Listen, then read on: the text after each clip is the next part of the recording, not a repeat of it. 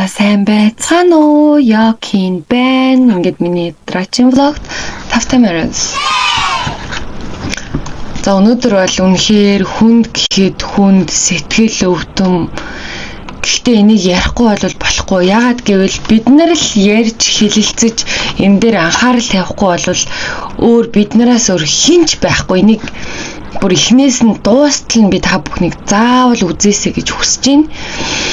За юу болсон бэ гэхээр 3 хоногийн өмнө Булган аймагт 35 настай эмэгтэй арх согтууруулах ундаа хэрэгэлсэн үедээ 2 сартай нэрэ хүүхдээ галлаагүй гэрт орноосоо унгааж түүний хүү болох осгож амиа алдсан хэрэг гарсан байна.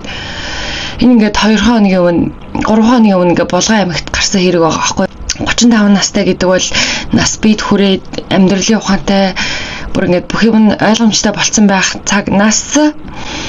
За тэгээд яг тэрийг мэдээг нь тодруулах юм бол хохирогч хүүгийн аав тухайн өдөр манай том хүү аагийн төрсөн өдөр болоод манай хамаатныхан ирж хоолунд идээд 7 цагт явсан. Улмаар намайг хардсны улмаас маргалдаж би гэрээс гараад алхаад засмал зам дээрээс найз хээг тосож авсан. Тэгээд бид хоёр түүний найзынд очиж хөзөр тоглож байгаа цаг нилээд орой болчхоор нь тэндээ хонсон. Бид арх согтууруулах ундааны зүйл хэрэглээгүй. Энд итгэх боломж байхгүй. Тэгээд өглөө 10 цагийн орчимд сэрээд уцаа артал аав залгасан байхаар нь буцаага залгахтал хүү ааг нас барчсан байна гэж хэлсэн. Тэгээд би ихнэр лүүгээ залгахтал манай ихнэр уйлаад амьсгалахгүй байна гэж хэлсэн хэмээн мэдүүлсэн байна. Улмаар хүний амь насыг болгоомжгүйгээр хөнөөсөн гэж хуулийн байгууллагаас үзэж шүүхээс 2 жилийн хугацаагаар тэнсэн харгалзах ял оноосон байна. За ийм мэдээ ингээд 2-3 хоногийн өмнө гараад бөө юм болоод за тэгээд энэний талаар жоохон судлаж үзлээ л дээ. Энэ одоо юу болчихв, яач вэ, ийч вэ? Тэгээ 2 сартай нэрэ осгож энцэн гэхээр ямар амар юм болсон болоо. Эдгээр чинь даарч өсөж чаддгүй хүмүүс. Тэгээ хорвоо дээр ингээ мэдлээ байж байгаа 2 сартай хүүхэд осгож өнгөрсөн байна гэхээр тэр хүүхэд хичнээн амар даарад хичнээн амар хэцүү байсан мал тэг хичнээн амар тарчилсан бол яаж зовж хөөрх юм тэнгэрлүү дэвшсэн бол ингээд зүрх ингээд шимшрүүлэн мэдээ байгаа байхгүй юу? Ягаад гэхээр өөрөө ч гэсэн ингээд нялх хүүхэдтэй хүн тэгээ ийм мэдээ сонсонгууд би ингээд шокнд орж байгаа байхгүй юу? Ийм мэдээ сонссон би ингээд 50 сууж чадахгүй те. Юу болоод байгаа юм бэ? Яг Монгол өнөөдөр ингээл бүр бөөн ийм тийм юм болж исэн ч гэсэн хүүхдийн мэдээ гарч ирэнгөө шууд сэтгэл өвдөж байгаа байхгүй юу? За тэгээд энэ хэрэг бол одоо энэ жилдээ гарч байгаа дуйлантай хэрэг. Гэхдээ манад ингээд жил бүр одоо би сая ингээд мэдээ уншихаар энд байгаа байхгүй юу? Яаж ийна гэхээр хүүхдэд ээлгүй Монгол жилд 1000 хүүхэд нас бардаг гэж байгаа байхгүй юу? Монгол улс нийт 3,500,000 хүн амтай. Тэрнээс сая 300 нь 0-аас 18 насны хүүхдүүд байдаг заяа. Тэгвэл эн чинь 3 хүн амын 3/1 нь эзэлж байгаа гэсэн үг шүү дээ. Эн чинь 37.3% дангаараа хүүхдүүд эзэлдэг.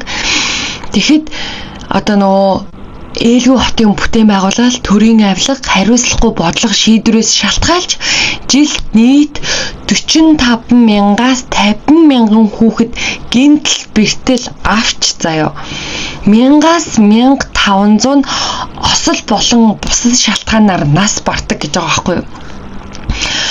Тэгээ энэ мэдээг ингээ уншингууд чинь бид нар ямар хүүхэдтэй хайргүй ямар амар хүмүүс болж хүмүүжээд одоо миний орж байгаа ингээд фэйсбүүкээр харж байгаа бүх зүйлс үнэхээр сэтгэл сэрдгийлхэм Монгол хүн ингэж биендээ хүндээ хайргүй болцсон юм уу?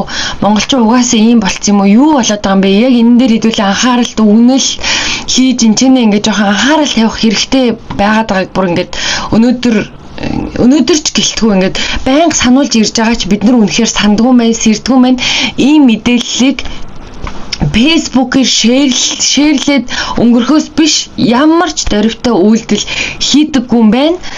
За тэгээд энэс санаачлуулаад за яг ингээд ганц нэг юм ингээд судлаад уншиж хахад нэг ийм хідэн одоо саяны хүүхдийг 2 сартаа хүүхэд осгож штэ. Тэнгүүд тэрнээс гадна одоогоос 2-3 жилийн өмнөдөд ингээд өчнөө юм байгаа ингээ би ч гэсэн мэдгүй өнгөрцөн байгаа аахгүй юу. Тэр нь яг бид нар нөгөө хөл бөмбөгийн талбай хүүхдээ алдсан аавыг ингээ мэдж байгаа. Тэгээд лифтнээс нөгөө лифтний хаалга ингээ түлхээд татгшаа ороод унаад өнгөрцөн хүүхдийг мэдж байгаа. Тэг бид нар бусдыг мэддэггүй штэ. Бидний эргэн тойронд юу болоод байгааг бид нар огт мэддэггүй. Тэгээд за одоо би энэчнээс ингээд та нарт хэлэх юм бол ингээд бүр ингээд санаанд орохооргүй заяа. Би өөрөө хүүхдтэй учраас энэ надад үнэхээр эмзэг тусч байгаа. За тэгээд энийг би ингээд хүмүүст хэлж ярих юм хэлж яриад сануулах юм сануулад үйлдэл хиймнүүдийн хамтаа үйлдэл хийцгээе гэж би хэлмээр байна. Унших тоолондоо санаа алддаг байв. Өөрийнхөө амнаас илүү хайрладаг бидний үр хүүхдэд инээж биш уйлж өнгөрөх өдөр цөөнгүй байгаа учраас компьютерийнхээ ард сууж байж төвцсөнгүй. 13 хоногийн дараа хүүхдийн баяр болно. Их хүрсийн баярын өдөр хүртэл 100-ны мэдээ хүүхдүүдэд өмөрччих юм. Одоогоос 2 жилийн өмнөх хүүхдийн баярын өдөр харсан зүйлээ би одоо хүртэл мартдаггүй. 4 эсвэл 5 настай болов гэмээр хүүгээ дагуулсан аав нь гიშгэх газраа олохгүй говьж ээж нь нилээд халамцуухан зуны халуунд түүрцсэн хүүгээ зантчиж байсныг тухайн үед надад хэлэх үг олдоогүй. Ганцхан өдөр арх уухгүй байж чадаагүй тэр эцэг их хоёрын өмнөөс дэмийл толгоос ихсэрч зогссон юм. Хүүхдүүд ч яах вэ? Хүүхэд болсон хойно нэг өдрийг инээж ханаагаад өнгөрөөн. Харин тэдний эрхийн төлөө томчуудал дуугарч эрх мэдэл хүрсэн хүмүүс шийдвэр гаргаж дөнгөдөг нь хүүхдэд ээлгүй орон байх эхний шалтгаан болж байна. Итгэх байтугай сонсоход ч хүйт даамаар хэргийн золиос хүүхдүүд болж байгаа. Үрдээ бүхэнд үзэн ядах сэтгэл төрүүлсэн хэрэг саяхан гарсан. Хөвсгөл аймгийн Мөрөн хотод 8 настай охины хүчиндэж амийг нь хороогоод цүнхэндэн цогцыг нь хийсэн байлаа. Алуурчин одоо хүртэл олдоогүй л байна. Бидний үрсийн хичээлдээ явах замд нь хүн төрхтэй араатан амь насыг нь балмад хэрцгийгээр хороосон гих мэтэр аимшиг тавтас хэргийг түүх хэвлийн хуудас цагдаагийн тэмдэглэлээс тасрахгүй нь энэ тухай дор байгаа жагсаалтаас хараарай. 1. Хичээлээ тараад хайрхаар явж байсан 12 настай охиныг баян хушууны уулын өвөрт аваачиж хүчирхийлсэн хэрэг энэ сарын 13-нд гарчээ. Охинд жижиг хутга тулган сүрдүүлж байгаад хүчинтсэн хэрэгтэн олтоогүй байна. 2. Булган аймгийн Хутаг өндөр сумын хонгор толгой багийн засаг дарга Батбаяр 8 дугаар ангийн охиныг хүчирхийлсэн хэрэг өнгөрсөн 2008 оны 10 дугаар сард гарсан. Түүний хүчирхийлсэн охин өөрийнх нь хүүхэдтэй нэг ангид сурдаг байв. Баян зүрх дүүрэг дэх Христийн шашинтны хожмын үеийн гигантнүүдийн сүмийн гишүүн 37 настай эрэгтэй 9 настай охиныг хүчирхийлсэн жигшүүрт хэрэг өнгөрсөн оны 4-р сард гарч байв. Тэрээр охиныг хуурч гэртээ аваачаад 3 хоног гэрт нь хариулахгүйгээр хүчирхийлсэн юм. Хан холд үргийн шүүхээс хэрэгтэнд 15 жилийн хорих ял оногдуулсан. Хичээлдээ явхаар гэрээсээ гарсан 8 настай охины цогцос 3 цаг хүрэхгүй хугацааны дараа олдсон хэрэг Хөвсгөл аймгийн Мөрөн хотод гараад 21 хонлоо. Алгын чинээхэн охиныг хүчирхийлж алаад цогцыг нь эвхэж цүнхэнд нь хийсэн алуурчин одоо холтлоо олтоогүй байна.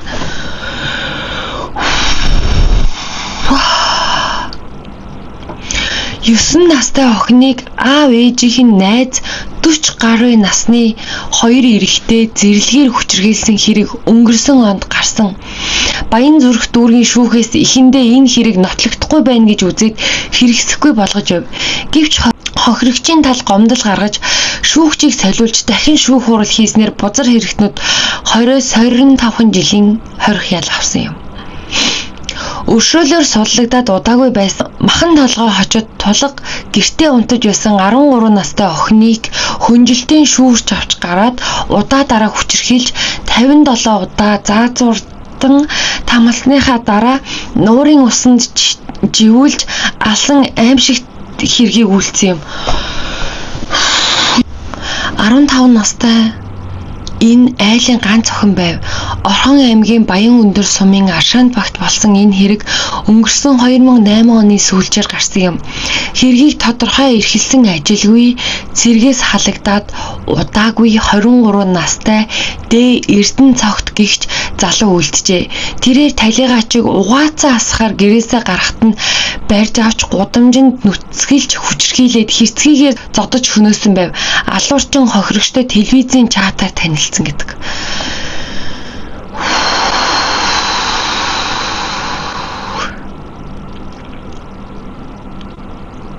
Одоо юу хэлэх ёстой вэ? Ийм олон хэрэгүүд өдөр шөнөгүй он жил бүр хамаагүй дараалж гарч байна. Тэгээд одоо сүүлийн үед хүүхдүүд маш ихээр алга болж байна. Энэн дээр хідүүлээ жоохон анхаарал тавья. Эцэг эхчүүд одоо ээжүүд гадаа салхиулж байгаа ээжүүд аавууд одоо хүүхдүүдээ сайн анхаарыг. Зөвхөн өөрийнхөө хүүхдийг хараад суух биш, бусад хүүхдүүдийг ч гэсэн харж хянж те аюултай итгээд хажууд нь байна уу, чихэр өгөх гэж хуурж гин үү, яаж дагуулж авч явж гин. Сүүлд тэр нэг хятадын бичлэгүүд гарсан байсан сошиалаар нэг чихэр өгийгээ давуул аваа явдаг. Эсвэл нөгөө аав нь охиноо олон нийтийн нойлд ингээд ороод гадаа хүлээж хооронд нь чимдамтай хүүхэн нойл руу н оронгуудаа чимдам дотор хүүхдийн хийгээд аваад хажуугаар зүгээр гараа явчих байгаа байхгүй. Аав нь юу ч мэдээгүй байх жишээний. Ийм хэрэгүүд саяхан ингээд хятадын бичлэг ингээд сая фэйсбүүкээр одоо бас явж л байгаа заяо. Тэгээ би ингээд гүйлгэж үзчихэд энэ бас үнэхээр мэдмээр юм бэ те. Хүүхдэд дэлгүүр ороод тэр ийм аваад тэр тийм аваад тэргээ явуулаад араас нь 50 суух бүр эцсгүй болсон ийм амар өдөр хоногуд цаг хугацаа ирж байна. Тэгээ хэдүүлээ бид хэдийн одоо томчуудын зүгээс хийж чадах юм юу вэ гэхээр 6 сарын 1-нд хүүхдийн баяр гэж болдог. Энэ бол хүүхдийн эрхийг хамгаалах өдөр болохоос биш нэг тийм баярлаж цэнгээд яваад идэг бол яг хүүхдэд баярлуулахын зөвлөлтөө гэхдээ хүүхдийн эрхийг хамгаалахын төлөө хүүхдэд болохгүй гэсэн одоо энэ бүх хүүхдүүд эрхээрээ зөрчигдөж байгаа юм чи анхаарал хяналт бид нэр хүүхдтэй хүмүүс тавьж одоо бие биендээ сануулж ийм байна тийм байна гэдгийг хилэлцдэг өдөр юм шүү. Бас хүүхдийн эрхийг хамгаалах өдөр гэдэг чинь. За тэгээ хамгийн сүүлд ингээд ийм амар мэдээ гарч байгаа хэдүүлээ хүүхдүүдээ ингээд болгоомжтой гадаа гарч тоглоход нь хүртэл анхаарал сонор сэрэмжтэй бай. За тэгээ мөн хүүхдүүд маань бүр ээлүү хотн тэр нөгөө хот тогтчлолтоос маш их харагдж байгаа. Бид нар өнөөдөр хамгийн ихний ээлжинд юу хийж чадах вэ гэхээр миний нэг боддог бодол байдгийн гадаа хүүхдүүд тоглож байгаа тийм үү? Та гэр хороололт байна уу? Байранд амьдардаг байна уу? Та ингээд хаанч амьдардаг вэ? Ерөөсөө хамаа байхгүй.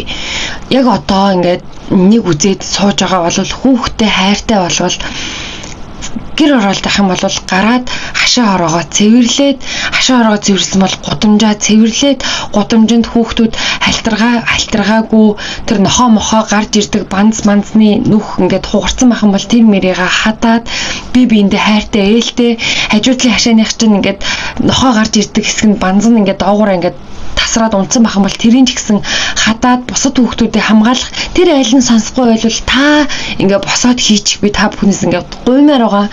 Би одоо өөрөө Монгол очиж байгаа хүртэл энэчнээс үйл ажиллагаа ингээд сайн дурын ингээд үйл ажиллагаа явуулахад одоо ийм ботсон сансан юмнууд маань зөндөө байгаа. Хоёрт байранд амьдардаг хүмүүс маань гадаа гараад хүүхдийн тоглоомын талбайг цэвэрлээд өгөөч би бүр гуймаар байна. Энийг үзэж байгаа хүн болгон та яг одоо гараад хүүхдийн тоглоомын талбайг цэвэрлээд өгөөч. Хүүхэд чинь шилэн хагарсан тамхины ишин дунд тэгээ хог новшин дунд яаж ирүүл агаар амьсгалах уу? За тэгээд гадаа нохоогоос халиулдаг нь тэгээд нохоо нь бааж шийдсэн. Яаж хүүхэд ирүүл орчинд өсөх вэ? Тэгээд тэр тоглоомын талбайн дээр эвдэрсэн одоо тэр гулсуур юм хүн байх юм бол тэрийг нь аав ээжүүд маань гараа чадах чинээгээр засаад өгчөөч. Аауд эрэгтэй хүмүүс үзэж явах юм бол тий хүүхэдгүй байсан ч ямар хамаа байна. Хүүхэдгүй байсан ч гадаа таны ингээд амьдарч байгаа орчны гадаа юм онцгүй байх юм бол та гараад янзлч л та. Тийм үстэй. Та гарч янзлаад дараагийн үндэ уриалал та. За манайхаа ингээ гараа янзлцгаачжээ. Би ингээ янзлцсан шүү. Дараачийн үнэнгийн гоё ингээд нэг нэгнийгаа ингээд урайлаа сэтгэлтэй бид нар өнөөдөр өөрсдийгөө хүүхдээ хамгаалж хайрлаж өөрсдөө ингэж явахгүй бол энэ төр нийгмийг одоо ингээд төрийг хараадах ямар шаардлага байхгүй заяа. Төр нь хинбэ гэхээр төр нь бид нар л ахгүй юу. Бид нар одоо өөрсдөө ингэж жоохон ухаантай, сэтгэлтэй, зүтгэлтэй байж төр маань иргэн. Түүнээс бид нар ингээ ямар ч тийм сэтгэлгүй төрийг хараад суугаад байх биш. Бие засаад гэрээ засаад төрөө зас. Би яг одоо хүүхдийн төлөө хийж болох хамгийн боломж болцоотой зүйлийг би танд хэллээ. Гараад хогийн цэвэрлээд хадаж янзлах юм байвал янзлаад хүүхдээ гоё орчин тоглуулж одоо тэр явах гудмын хүртэл хийдүүлээ гоё болгоод өгье гэж би бүгдэнд нь уриалмаар байна. За тэгээд өнөөдөр миний влогтой хамт байсан та бүхэнд баярлалаа. Тэгээ хүүхд тайртай байцгаая. Баяртай.